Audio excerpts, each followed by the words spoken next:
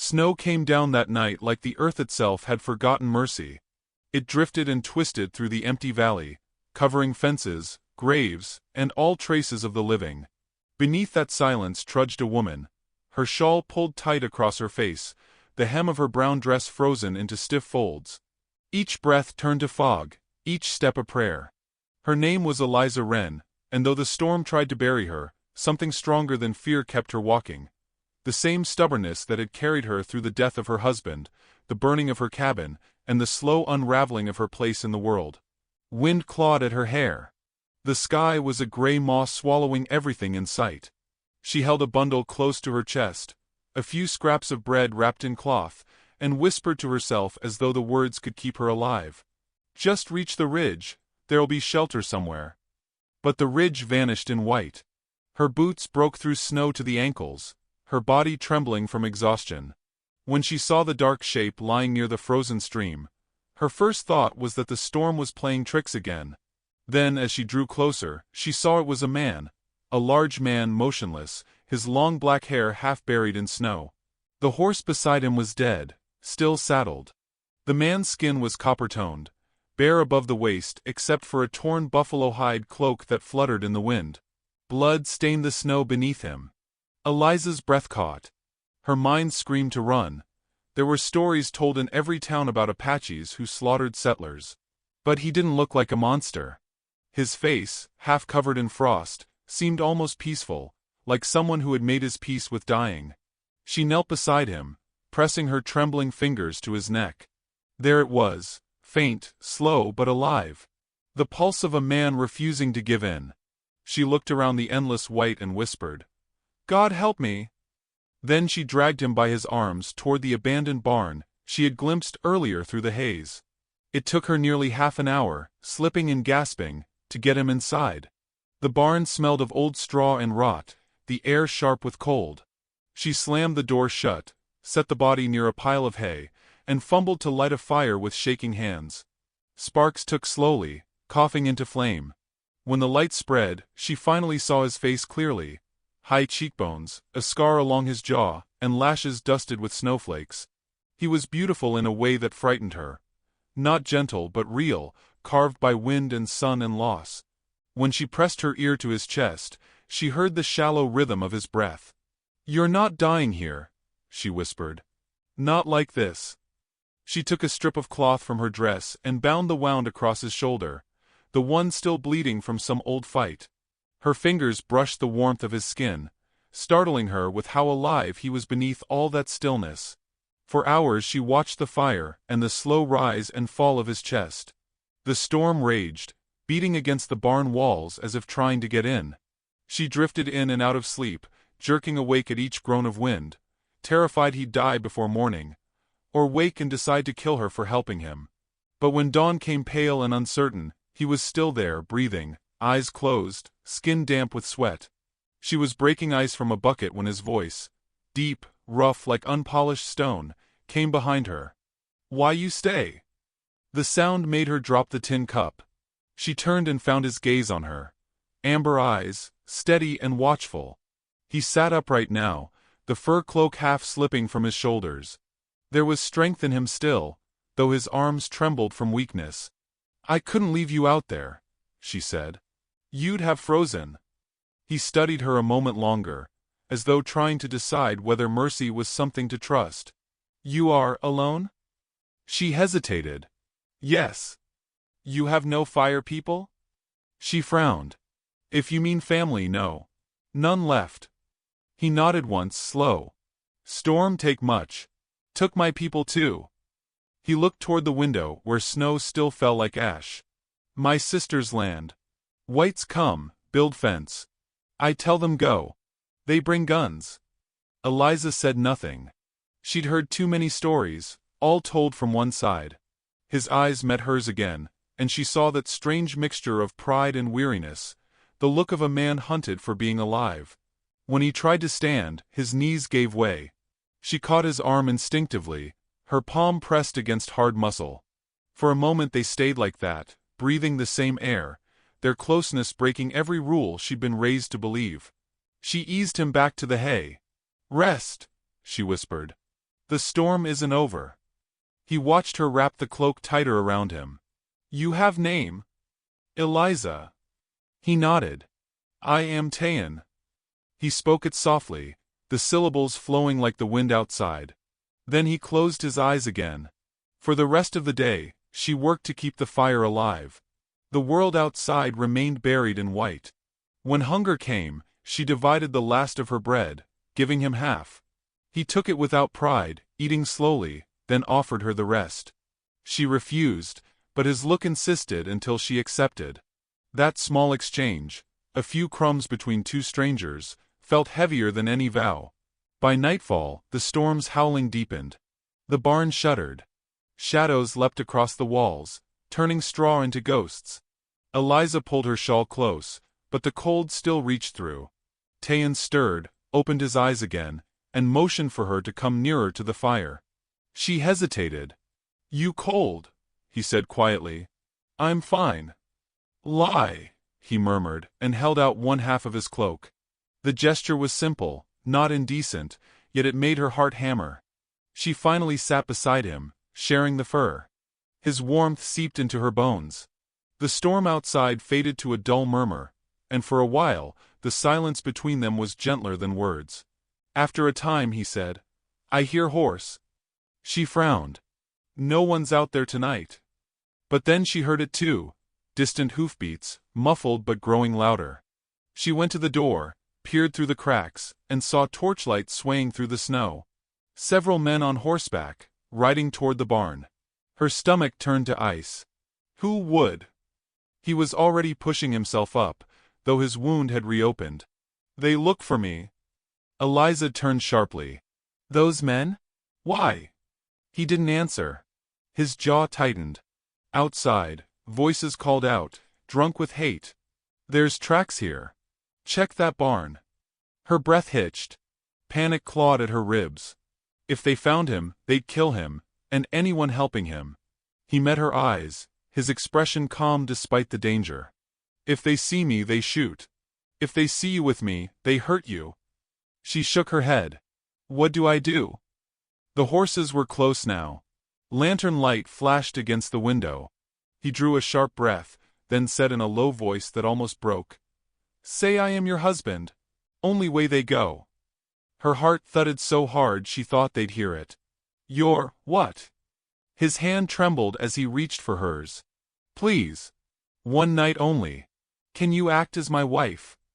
For a moment the world went utterly still.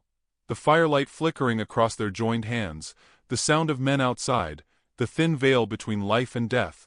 Then she nodded, wordless, as footsteps crunched just beyond the door. He closed his fingers around hers, his warmth steady against her trembling skin. The latch lifted. The storm wailed like a mourning spirit. And somewhere inside her, something she thought long dead, courage, maybe love, took its first small breath again. The door burst open before she could steady her breath. 3 men staggered inside, faces red from wind and whiskey, boots heavy with snow. Lantern light swung across their coats, their pistols, their suspicion. The tallest, broad as a bear, sniffed the air like a hound. You in here alone, miss? Eliza forced herself to stand between them, and the corner where Tayan lay, half buried in shadow and straw. Her voice came out thin. My husband's sick. Fever took him hard. The men glanced at one another. Husband?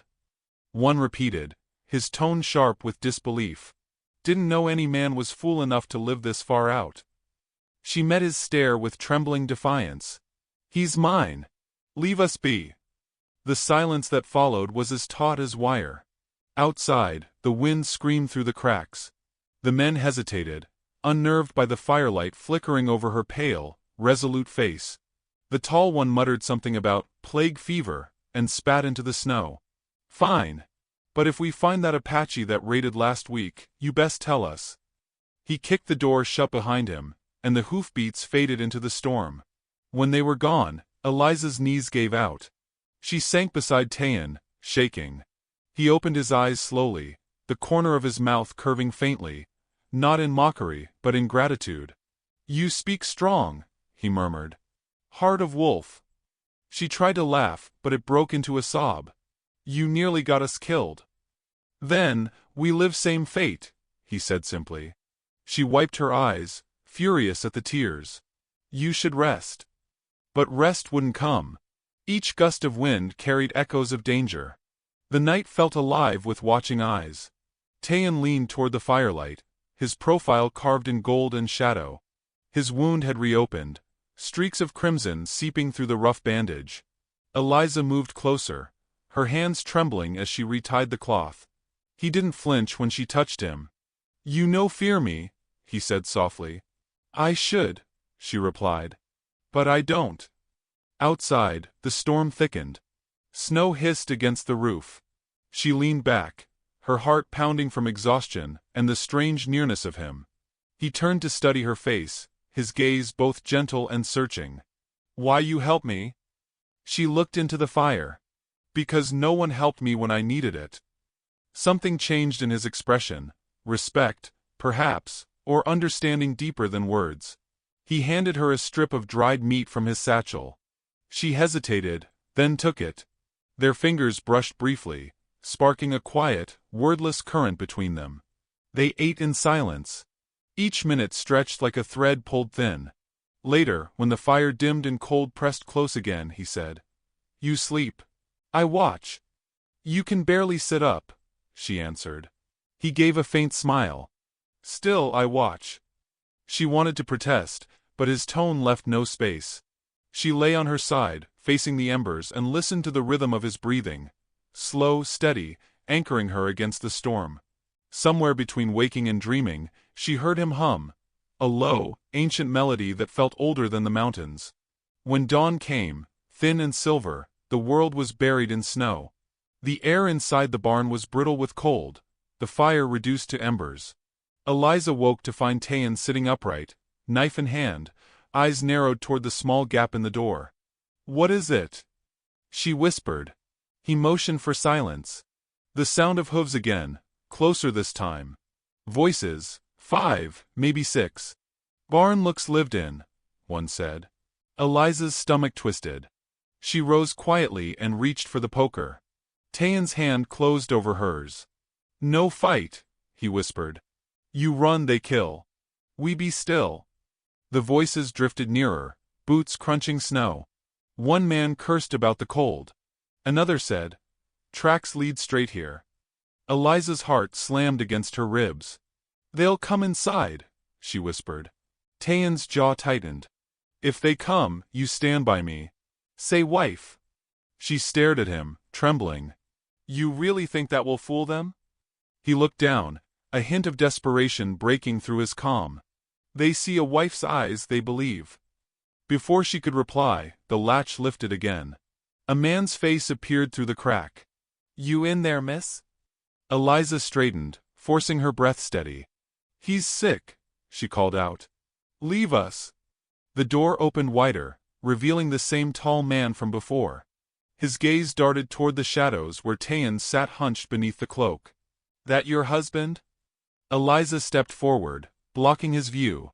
He's burning with fever. If you come closer, you'll catch it. The man recoiled, scowling. What's his name? She froze. Eli, she said quickly. Eli Wren. Tayan didn't move, didn't even blink. The man spat again, muttered a curse, and signaled the others. Let's move. Ain't worth dying for. The door shut. The sound of horses faded once more. Eliza stood trembling until her knees buckled. Tayan caught her before she hit the ground. His arms were strong despite the wound, his touch careful, almost reverent. Your lie save us, he said quietly. You good wife. She laughed weakly. Don't call me that. He didn't answer, only helped her to sit by the fire again. His hand lingered for a heartbeat before retreating. Hours passed. The storm finally thinned, leaving the air still and sharp. Through a crack in the wall, light spilled in, gold and new. The world outside glittered, pure and merciless. Eliza packed what little she had left. We should go before they come back. Tayan tried to rise but staggered. You go. I slow you. I'm not leaving you, she said, more fiercely than she meant. If they find you here, they'll hang you. He gave a tired, half-smile. If they find us both, they hang too. Bad trade. She stepped closer, eyes fierce now. Then we moved together. He studied her for a long moment, the wind sighing between them. You trust me too quick. I don't trust anyone, she said. I just know what it's like to be hunted. Something in her words settled deep inside him. He nodded once, then reached for his horse's bridle still hanging on the wall. She helped him wrap his wound tighter, her fingers brushing his skin again. Neither spoke of it, but both felt the pull. Quiet, dangerous, human. When they finally stepped into the light, the cold bit through their clothes like knives. She pulled her shawl around his shoulders, and he gave her the cloak in return. Snow crunched under their boots as they walked toward the ridge, leaving only 2 sets of prints behind, side by side. Halfway up the slope, he stopped, his gaze on the horizon where smoke rose faintly from a distant town. We go there, he said. Find rest. She hesitated. That's the same town that hates your kind. They hate yours too if you stand with me, he replied softly. The truth in his voice stung her. She tightened the shawl around herself and nodded. As they continued walking, the sun broke weakly through the clouds, gilding the snow like spilled gold. For a fleeting moment, it made the world look merciful. Behind them in the far distance, a crow lifted from a tree and circled once above their trail before vanishing into the pale sky. Eliza turned once, gazing back at the empty barn. The echo of last night's words still lingered in the air. Can you act as my wife tonight? He had asked. And somewhere deep inside her, a voice she hadn't heard in years whispered, maybe I already did. By the 3rd day, the storm had loosened its grip, leaving the world buried in silence and light. The snow glowed beneath a pale sun, and the air had that stillness that follows great violence, the hush after a scream. Eliza and Tayan trudged through it toward the distant smudge of a settlement. Smoke rose from chimneys. Somewhere a bell tolled faintly. The closer they drew, the slower her steps became. You can't go in like that, she said quietly, glancing at his bare chest beneath the worn buffalo cloak. They'll turn on you before you cross the street. He looked down at himself, then back at her. They see me no matter what I wear. His calmness frightened her more than any outburst could have. She gave him her shawl anyway, and looped it across his shoulders. It was a small thing, thin, frayed, but when he nodded in thanks, she felt the strange heat of pride in her chest. The town of Cedar Hollow wasn't much. 2 rows of weathered buildings, a church, a saloon, and a half-buried sign that read Welcome, Stranger. The irony cut deep. As they entered, faces turned like sunflowers following the light. Talk slowed to murmurs. Someone whispered, Widow Wren's back. Another added, and with an Apache? Tayan's shoulders squared, but his eyes stayed low. Eliza kept her chin lifted, though shame burned at her neck. She led him to the only place she knew, a sagging inn at the far end of Main Street, where the windows glowed with the smell of stew and wood smoke. The sign above the door read Nora May's boarding house. Inside, warmth swallowed them whole. Old Nora May herself came bustling out, her gray hair tied up in a kerchief, her face lined but kind. Well, if it isn't Eliza Wren, she said, wiping her hands on her apron. Lord above, you look half frozen. I need a room, Eliza said, forcing steadiness into her voice. For us both. Nora May's eyes flicked to Tayan. Surprise passed over her face, then something gentler. He your husband? Eliza hesitated only a breath before saying, yes. The old woman nodded once, as though she'd been expecting that answer all her life. Room upstairs. Don't mind the looks. Folks here got small hearts and big bodies. They climbed the narrow staircase. The room was plain but clean, a bed, a stove, a cracked mirror. When Eliza closed the door, she let out a long breath she hadn't known she'd been holding. Tayan set down their things and said quietly, You lie again. She turned on him. Would you rather they hang you? His expression didn't change. No. But lie is still lie.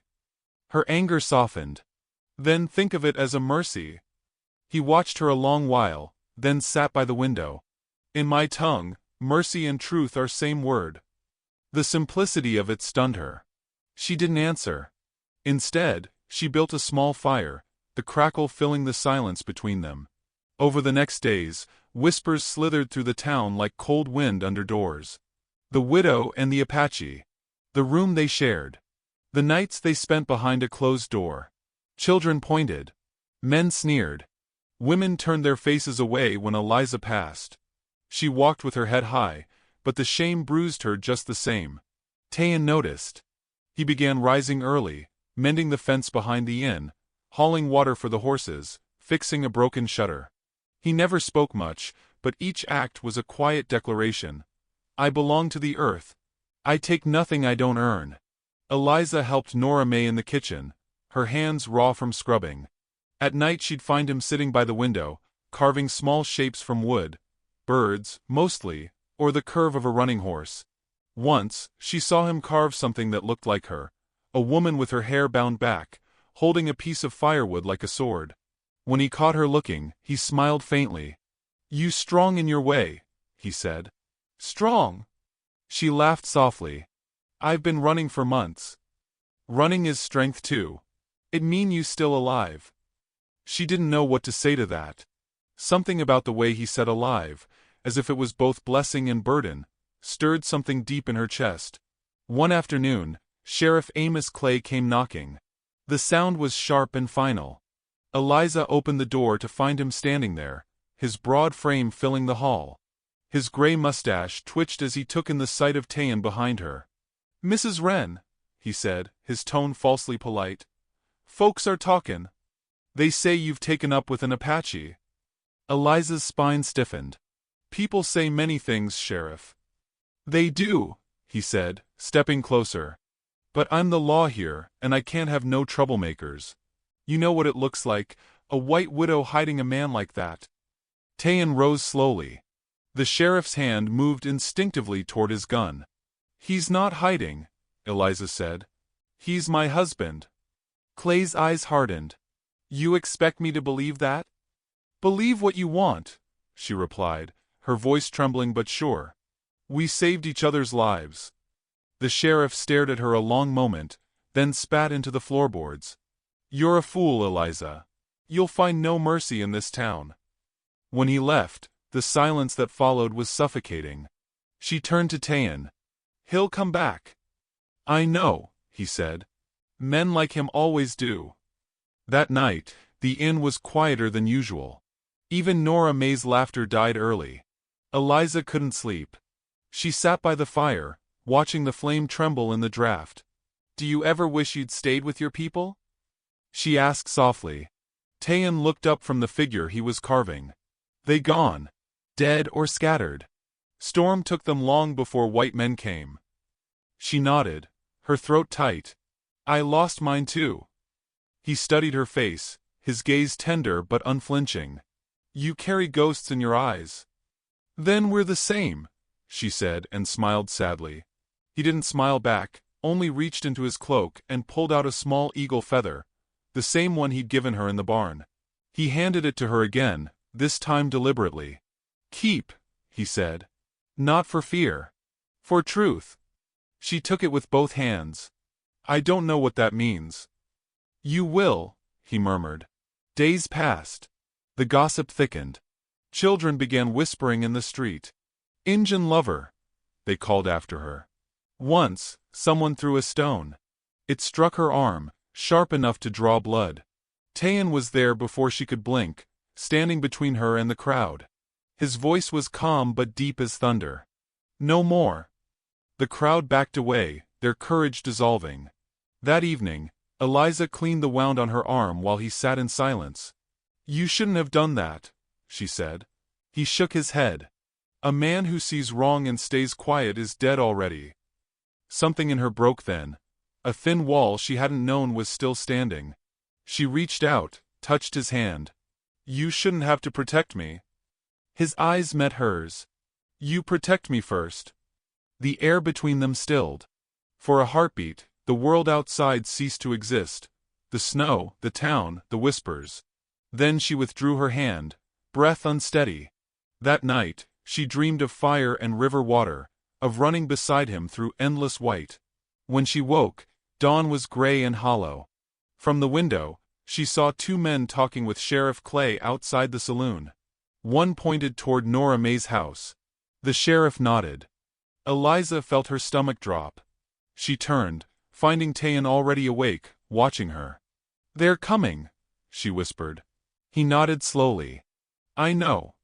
What will you do?" He looked at her, calm as a mountain. "If I run, they call me coward. If I fight, they call me beast. Either way I lose." Her eyes filled with tears. "Then let me choose for once.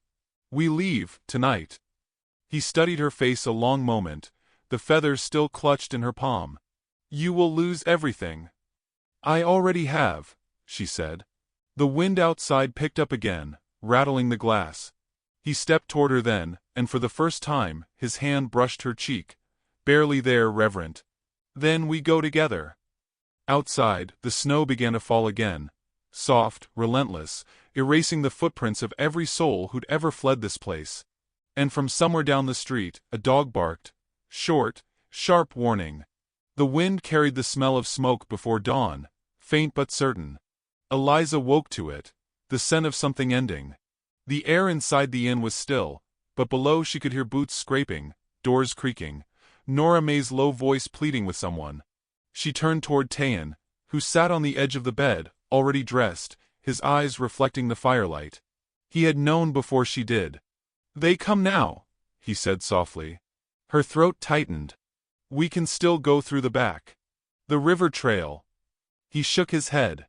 "Too late." Outside, the clatter of horses grew louder, mingling with the bark of commands.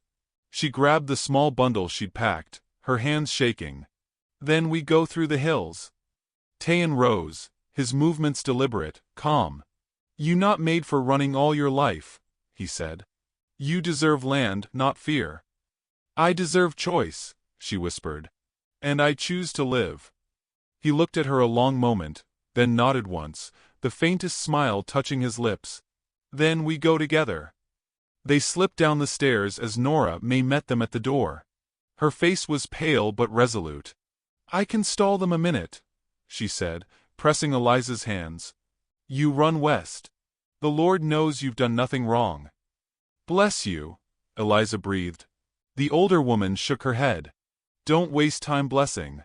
Just go." They darted through the kitchen and into the back alley, the snow soft beneath their boots. The dawn sky burned dull red through the clouds, the color of warning. Behind them, men shouted, doors slamming, orders echoing. Tayan led her through the alleys, his hand steady on hers. He moved like water, silent even on snow. The river shimmered faintly ahead, half frozen, winding through white fields. They reached the bank just as the first bullet cracked through the morning. Eliza gasped as splinters flew from a nearby fence post. "Keep low," he called, pushing her behind a fallen log. She pressed herself into the cold wood, the air filled with the sound of pursuit, hooves pounding, voices cutting through the wind. "Let them go." She heard Nora May shout in the distance, defiant as thunder. But mercy was not a language these men spoke. Tayan's eyes met hers. "We cross river. They follow maybe. But snow hides our trail." The current moved fast, dark beneath its frozen crust. "We'll freeze," she said. He smiled faintly. "Better to freeze free than burn in rope." Without another word, he waded in, breaking the thin ice with his forearm. The water bit at their legs like teeth. Eliza clutched his cloak and forced herself through, her heart hammering as the river swallowed them waist-deep. When they reached the far bank, the cold had stolen her breath. She collapsed in the snow, trembling uncontrollably. Tayan knelt beside her, wrapping his cloak around her shoulders. "Just little more," he whispered, brushing wet hair from her cheek. "Hill ahead, safe beyond it." Behind them came shouts again, closer now. The sound of the sheriff's voice cut through everything. "You can't run forever, savage." Tayan stood, his breath forming clouds. "He right," he murmured. "Forever not ours. But this moment, this is." He helped her up, and together they climbed the ridge, boots slipping on ice. The slope grew steeper, the wind sharper, carrying the ring of metal and the snap of branches behind them. When they reached the crest, the world opened wide, rolling white plains stretching into a horizon stained gold by the rising sun. But the lawmen had caught up. 6 riders spread across the ridge below, rifles raised, their silhouettes black against the snow. Tayan turned to her, his face calm, almost peaceful. "Go," he said. "No," she whispered, shaking her head. "I'm not leaving you." He met her gaze. "If I fight, they call me animal. If I fall, maybe they remember I was man. Don't talk like that." He smiled faintly. "Then tell me not to die." She couldn't speak. The men shouted again, demanding surrender.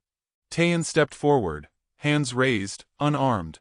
"No more blood," he called out. His voice carried like thunder across the snow. "I harm none. Let her be." The sheriff urged his horse closer, pistol drawn. "She's no better than you now." The words struck deeper than the cold. Something inside Eliza broke open. Fear burned away by something wilder, cleaner. She stepped in front of Tayan, her small frame trembling, her shawl torn and whipping in the wind. "You'll have to shoot me first," she said. The sheriff froze. The wind howled. The moment stretched, snow drifting between them like falling ash. Tayan's hand found hers, his grip steady. His voice was low but clear. "We stand." One of the younger deputies lowered his gun. "Sheriff, she's just a woman." Clay's jaw twitched. "She's a fool." Tayan's gaze stayed locked on him. "Then let fool and savage live free together." Something in that broke the air. The men shifted uneasily. Horses stamped and snorted. No one fired. The silence became its own verdict. At last, the sheriff holstered his pistol and spat into the snow. "Get out of my town. Don't come back." Tayan nodded once, slow, solemn. "We never were yours to keep." They turned away. The riders watched as the 2 figures disappeared into the drifting white, the snow swallowing their tracks almost as soon as they were made. When they reached the far side of the ridge, Eliza stumbled, weeping from exhaustion and relief. Tayan steadied her, his hands gentle on her shoulders. "It done," he said softly. She shook her head. "No. It's just beginning."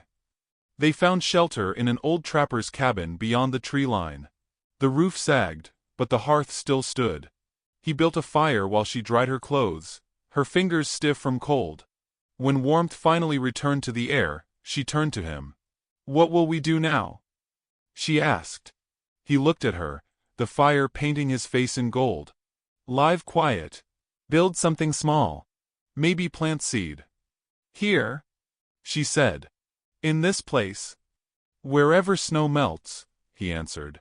She smiled faintly, the first true smile in months. He sat beside her, and for a long time they said nothing, listening to the fire crackle, to the slow, forgiving hush of wind outside. When the first light of morning touched the window, he reached into his pouch and pulled out a small carving, the woman with the firewood he'd made before. He placed it in her palm. "Now you carry truth," he said. She held it tight.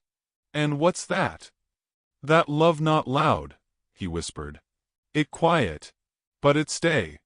Her eyes glistened. "Then stay with me." He nodded. "Always."